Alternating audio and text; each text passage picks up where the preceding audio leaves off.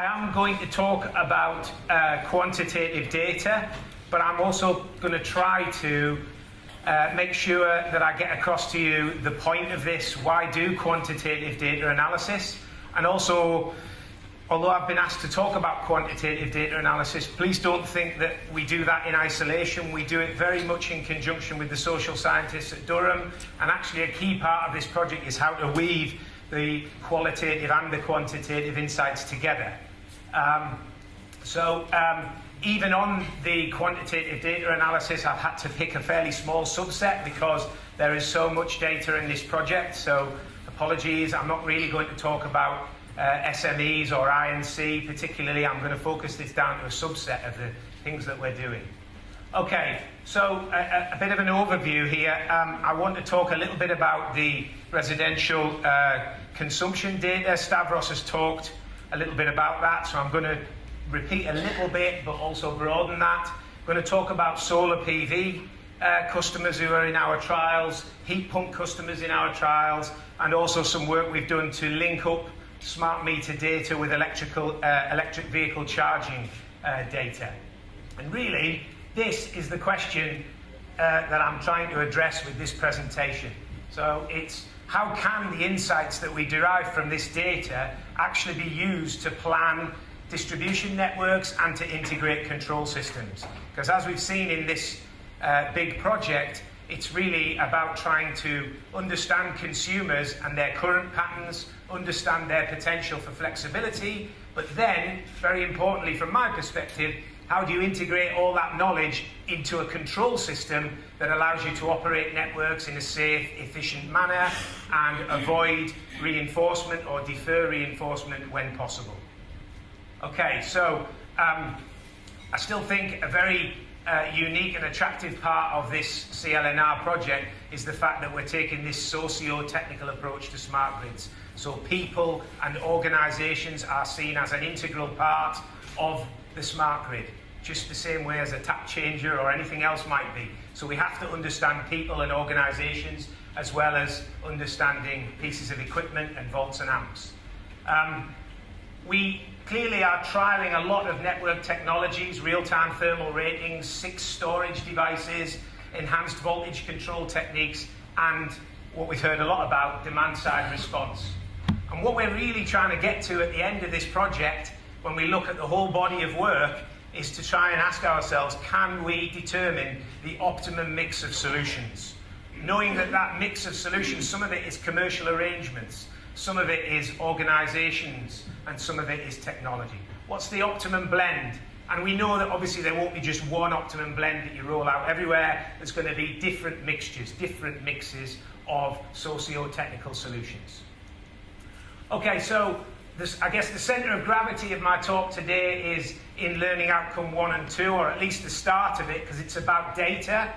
But it's very, very important how that data and how that consumer understanding feeds into the network technology, the optimum solutions, and also how you embed that in business as usual at predominantly DNOs. Okay? So I guess one thing we've heard a lot about before lunch is about customers and how flexible they are. But another key thing that comes before that, I think in my view, is just understanding current, emerging and future customer characteristics. So nothing necessarily to do with flexibility, just what do load profiles look like now? How are they changing? If we think about things like ACE49, the load profiles in there that you can use to plan distribution networks are very, very out of date. Okay, so even before we think about doing DSR, what are the new load shapes? What do they look like? What constitutes them? Okay. So just a bit of an idea of the kind of volumes of data we've got on this project. We've got 14,000 I&C customers, 2 years worth of data. I think this is out of date now. It might be 9,000 residential customers. I'm seeing some nods. We've got 1,700 SMEs, and then on top of all that, we've got lots of network monitoring. So we've got HV and LV feeder data, and we've got meteorological data, and then real-time thermal ratings. So we've got a huge amount of data here. The big challenge is, how do you process all of that and turn it into useful knowledge that can be acted upon by network operators? So This actually is 8,000 customers because I haven't recut this graph since the time that we had around 8,000. But first of all, just to try and show that pictorially, the body of data, there's a whole year's worth of smart meter data, 8,000 customers, and that's our test cell 1. So they're monitoring only. And the really interesting thing about this is that sitting behind all of those shapes are a whole host of social variables. So we can look and we can slice this data in different ways, looking at different information about the occupants, their age, their income, the 10-year agreements, the building stock. So it's a very rich data set. If we look a little bit further, so that graph previously is averaged profiles month by month for the data set. But what it doesn't really show you is the degree of diversity in that data set. So if you look at this here, the top curve is the 95th percentile of that population, and the bottom curve here, the blue one, is the 5th percentile of that population. So you can see there's a huge diversity within that smart meter group. So trying to homogenize them and deal with them as one group to design and operate networks could be misguided, shall we say. Another thing we can say, and I've used different graphs in the past to indicate that the weather influences demand. You can see here, here's September 2012 average data, and here's January 2013. So not only is it diverse across customer groups, it's diverse across the year. There's another data set we can look at here, which is the test cell 5, which is our solar PV test cell.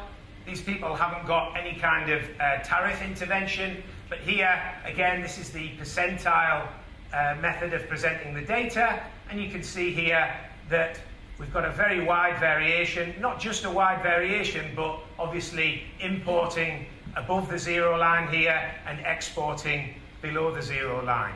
And you can see here that we've got our 95th and 5th percentiles as this larger envelope, and then we've got our dotted line, which is the arithmetic mean. The other thing is that this is 2 days worth of data, so you can see the variation across the solar PV participants. You can also see that there's an even variation from one day to the next day.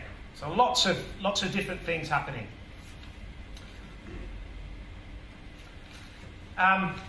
One of the things that's worth looking at here is this test cell here. We can compare the solar PV consumption to test cell 1. So the blue curve, test cell 1, are the customers who are monitoring only customers. And this red curve are the PV customers, okay? And what you see here is that generally those PV customers consume more energy than the ones in test cell 1. And that might tell you something about the people who can afford to or are interested in buying solar PV. You also see that here, even though there's no sort of intervention, CLNR intervention, you see that the consumption during the day, i.e. when the sun's shining, is higher than that big test cell 1 group that doesn't have solar PV. So there's some interesting information there. So excuse me if this is a bit abstract for the moment, but what I'm going to do is try and canter through a number of these kind of graphs, show some initial insights and observations, and then I'm going to finish by saying, so what? How can you use it? What's the point? How does it affect the way we plan and operate a network? Okay.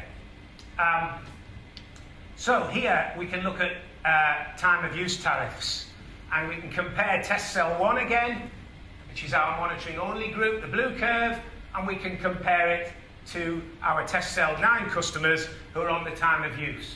And we can see, and Stavros showed some graphs similar to this, they're not exactly the same, but we can see here that in that 4 to 8 p.m. period, we are seeing a change in consumption, which we think we can attribute to that time of use tariff.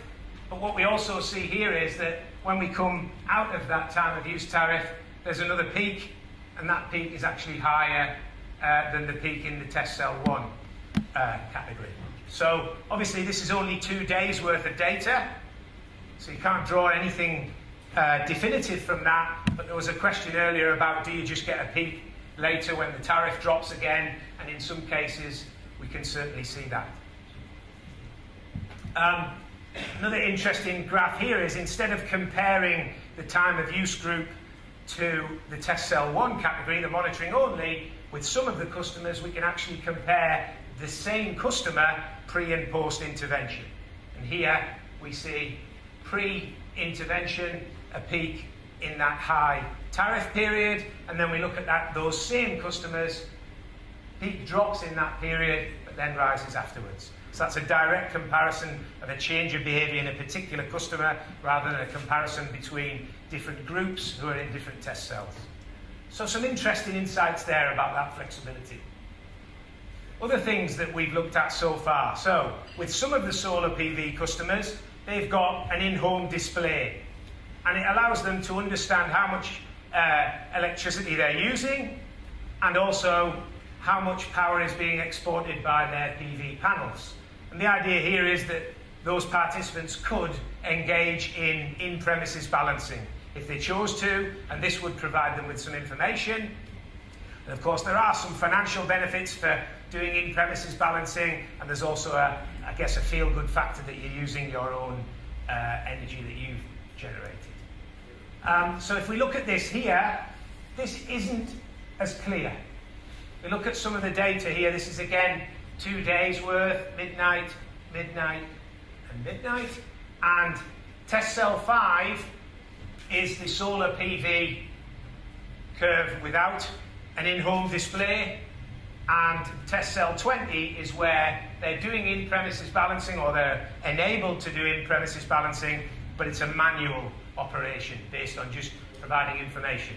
And okay, we need to do more analysis on this, but at the moment there isn't a striking piece of information in there that people are really moving a huge amount through this manual intervention and the in-home display. And I think I was talking to Harriet about this before, and I think, you know, there is a difference between a customer who says, I'm interested to know about my energy consumption and therefore I like my in-home display, and that actually translating into some kind of change of behaviour. They're not necessarily the same thing. Now then, if we look at the automatic in-premises balancing, so here it's taken out of the consumer's hands. There's something working all the time, looking at PV output and trying to move consumption into that period of time. Now here you see something a bit more striking. Here is an increase in consumption in the home during the time that the solar panels will be exporting, and that's done on an automatic fashion, and that's an increase to the people with just PV but no in-premises balancing. And then we see that the peak here on those PV customers is higher than the corresponding peak later. So that suggests that you've actually moved some demand into matching a PV time, and then the network doesn't have to deal with a peak later. So there's potentially network benefits, and we see a similar pattern the following day as well. So that looks certainly like something that you could potentially act upon. Okay, so moving on again, heat pumps. So we have a number of heat pumps. Stavros has talked a lot about this, and just to show some of the data here, this is some monthly averages here. We've got October through to February 2012-2013, and this is the average power demand across that group. This black peak you see here is probably worth ignoring because that's October, and at that point in time we had very few participants in this test cell, so it's a much spikier graph and can be distorted because of that. As we got more and more customers, I think the data shapes are more representative. And you see here that there's this 4 a.m. peak, which we think could be down to a defrost cycle or a cycle where you charge the hot water tank and get it ready for the day's business. So we see that here. And of course, that's a little bit tricky for a network because it's highly synchronized. So that could potentially cause problems for power flow management or voltage. And then we see that we get this average shape throughout the rest of the day, and January is a higher demand in this case than November. We are also, because we've got a heat pump in the laboratory, we're doing some faster sampling of this kind of curve, and this trace here is actually a sort of sampling curve, so it's like pulse width modulation, and so when it's working harder, the on cycle is wider than the off cycle, and that is modulated depending on how hard it has to work, depending on the outside temperature and the demand for heat in the hole. Because this is a slower temporal resolution, we get these smoother curves. So we can also look here. This is the electricity consumption excluding the heat pump power. So we can extract the heat pump demand and look at the underlying load curves for these houses. Again, I think I would probably advise us to ignore that peak there because of the small number of participants. We can look at the heat pump here from July through to February again, and we can see again our charging peak and our spread across the months. We can look here at January. So here we're looking, is there a difference between the days of the week? Are the weekdays or the weekend very different in terms of what a heat pump draws? And I guess fairly simplistically there you can see that it looks like a fairly consistent demand throughout the week. So that's where we've got to with heat pumps. There's a lot more work to do in the heat pump area. We need to dig into the details. There are actually, I think, 3 different manufacturers of heat pumps in this test cell. Is that correct? I'm seeing a nod. So we've got to make sure we dig into that and start to understand, are there significant or important differences between those different manufacturers' technologies. And we've also started to do some temperature correction on this data, but we haven't found anything profound that we thought worth sharing just at the moment. Okay, so what I wanted to do now, and this is, I guess, the start of talking about how do we use all of this. I wanted to talk about electric vehicles, and I wanted to talk again also about a very important part of this that I'm not sure has been mentioned yet, and that's load synthesis. So one of the things that you need if you're going to plan distribution networks is you need to be able to actually create load profiles. So although you might be collecting a lot of data, what you also want to be able to do is accurately produce an estimated load shape for a certain demographic group. Okay? And then you can use that in your planning tools, and you can add different low-carbon technologies to that. You can extrapolate things in time and work out what you expect to happen to the network. So this is leading into a discussion about electric vehicles, but one of the things we did first of all was we picked an area of Northern Power Grid's network where we had some measured feeder data, okay? And so these 2 dotted curves here are for 2 different days. They're urban feeder data curves, consumption data, and then here is a rural feeder measured data.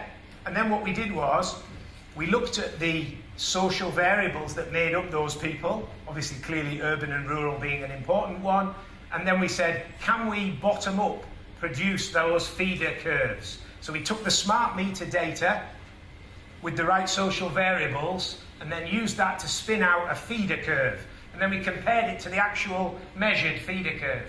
So you can see it's the in the rural case, it's the difference, the error in the synthesis, if you like, is the difference between the green and purple curve, and in the urban case, it's the difference between this dotted curve and the red one. So we've got a pretty good capability to synthesize data now, and that's really useful in planning tools, to spin out new data sets with certain social variables. So you've got a new housing estate, you know what the social variables might be, how do you predict what the demand might be in that area, or maybe you can do a bottom-up analysis from the smart meter data, for example.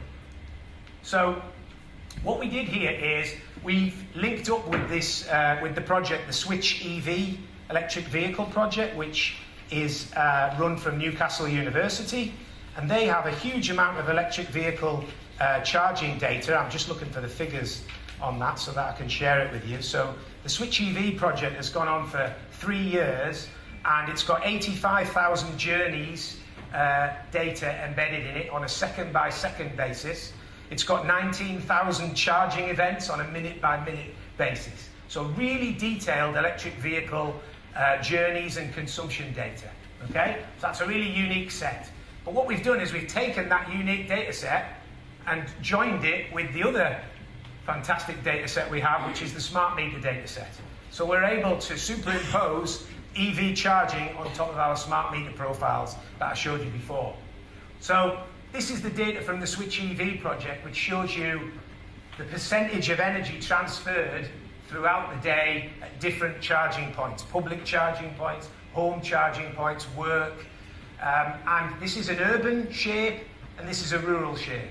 So you can see the charging patterns in the urban and the rural environment are different, substantially different, as you might expect because of the kind of journey distances and lifestyle issues different between urban and rural customers. So what did we do then? We've got this huge smart meter data set, we've got a huge EV data set. So we then used Monte Carlo simulation to sample the smart meter data set and sample the EV charging data set and produce an envelope of consumption that we might get on a network for a range of different EV penetrations, 10%, 30%, 60%. So we can plot a mean feeder data curve and an envelope. So this is the 95th percentile, this top curve, which obviously can happen, but not all the time. So what we're really trying to answer here is, first of all, are there differences in EV patterns for rural and urban areas? Yes. Are distribution networks different in an urban and a rural environment? Yes. The equipment that's used, the length of the feeders, the rating of the assets, that's different. So then we can have a look at this and get a really good, realistic view of what's going to happen. So what we can see here is these bottom curves are the urban curves built from the smart meter data only. So that's no EVs. And then we can add on top of that different penetrations of EVs. And we can see here, this top curve, the urban mean at 60% penetration of EVs, in this case, still doesn't infringe the 500 kVA capability of the distribution transformer. So there are some other studies that have painted a much gloomier picture than this, but with much weaker EV charging data and much weaker smart meter data. So now we've got much more reliable data that actually says we've got a longer way to go in urban environments before we need to worry. So that's really useful. I mean, I was actually involved in some work with Shane down there where I think we had much poorer data and we predicted something a lot gloomier. So, you know, we're making progress here. But then what you see here is that in the rural environment, even at 15% penetration, given it is the 97.5th percentile, but you can overload that transformer. That's a 300 kVA transformer. So different networks, different EV energy practices, to pinch Harriet's term, and you see that you get a problem here at a very low penetration that you can't reach here even at a much higher one. So these kind of answers, in my view, are much more solid than anything we could have said prior to the CLNR project. And, you know, as I say, that reflects on, I'm talking about my own work there as well. Okay, so another case study here. How can we use the data? What's the point? So in the past, at events like this, I've talked about networks, power flow management, and demand-side response. Here, I'm going to talk about a different case study. This is about voltage control, okay? And it doesn't use demand-side response. Let's just talk quickly about what we've got here. We've got our coordinated voltage controller. So the idea is, this is the GUS that Chris Thompson spoke about earlier. So this is our controller that looks at the network and pulls all the different levers to try and solve the network problem without having to resort to copper. Now what have we got on this network here? This is a model, a validated model of a rural distribution network on Northern Power Grid's patch. So this predicts voltages with an incredibly high degree of accuracy. We've checked that against real data. We've got 3 feeders here, MV feeders, and we've got a wind farm and a storage device on one of them, and we've got 2 feeders here with a mixture of EVs and heat pumps. We've got a tap change controller here, which is the conventional method for controlling voltage, and then down in the lower voltage end, nearer the customers, we've got a PV cluster, which is unbalanced across the phases, as we might expect, and we've got a smaller storage device. Now, all these technologies are being trialled in the CLNR project, okay? Now, the key thing here is, prior to the CLNR project, you've got to make a guess for what the PV profiles, the heat pump profiles, the EV profiles, the wind profile looks like. Now, we take all the data from this project and we feed it into here. And then we can run a really solid analysis. Now, what we've done here is we've looked at a problem where we've got unbalanced feeder loading and unbalanced phase loading. The reason we've done that is that's a challenge to tap changes. In the CLNR project, we're putting a tap changer here as well, which is a fairly novel step forward. But if you've got a tap changer here and here, and you want to control voltages downstream, that's what people often refer to as a common mode control system. So when you move these tap changes, you move all the feeders the same amount, and all of these feeders the same amount, and all three phases by the same amount. Now, if you've got unbalanced PV and load here, and you've got heavy generation here and heavy load from EVs and heat pumps here, there's only so much you can do with those tap changes. So you need a coordinated control system to pull those levers and solve those problems. Okay? So we're able to create much more believable problems, and then we can trust the answers much more. Okay, so we can look at this here. Here's this data I'm talking about. So here's EV load, heat pump load, PV generation, and smart meter domestic demand. So this is our fantastic data set playing in. Wind data, we've got a huge amount of wind data from Northern Power Grid that we're using to be able to produce that. And then here's our demand. So you see feeder 1 is where the wind farm was, and when the wind farm is exporting a lot of power, the consumption drops, but only on feeder 1. So what kind of problem do you get? Well, you can get an overvoltage on one of the feeders. You can get an unbalance on one of the phases. Okay, so this is MV overvoltage, and this is LV phase unbalance. So you've got those two problems at the same time, and the tap changers are common mode systems. So they don't really help you too much here, because if you moved all three of those down to solve that problem, this red one's going to drop off the bottom. Yeah? And if you move all three phases down, you're going to push one of the phases off the bottom as well. So what we can do in this project is we've developed a control system that takes the cost of the different interventions and the sensitivity factors, i.e. how technically useful they are, blends them together to get a techno-economic solution, bring the voltage in here, and you do that in this case by some tap change control, but with additional real and reactive power support from the storage device. And down at the LV level, you can bring the phases back in. Again, here, this is your tap changer at the secondary substation, which is a novel location for a tap changer as it is. And then on top of that, you've got a storage device. This is an LV connected storage device. And also, don't forget, this is a single phase intervention. So the idea here is you've got a storage device with independent control over the three phases. So you can intervene in one or two or three phases in a differential manner. That gets over the conventional problems of tap changes. So, the orange light hasn't even come on, so I've been very quick. It's unlike me. So, I guess in conclusion then, what we're really trying to say is, from my point of view, I really care about understanding the load profiles, and I really care about the quantitative data, because what I'm really fascinated about is the networks and the control systems. So where are the constraints? When are we going to hit them? Where are they going to arise? What kind of shape does that constraint look like? How frequently? What's the duration of it? So then you ask yourself questions. Do I reinforce? If so, to what extent? Or do I use some of these novel solutions here? What's the optimum mix? Okay? So the thing about all of this kind of work is that if you're going to put these control systems on the network to deal with the changes in energy consumer behavior, what you need to do is get those load profiles and those guidelines and rules embedded in the planning standards. Okay? Because if the DNOs can't do the planning studies offline and sit and look at the network and analyse what's coming downstream, and then understand what the control systems are going to do for them, then they're not going to just jump straight to the real-time control without that.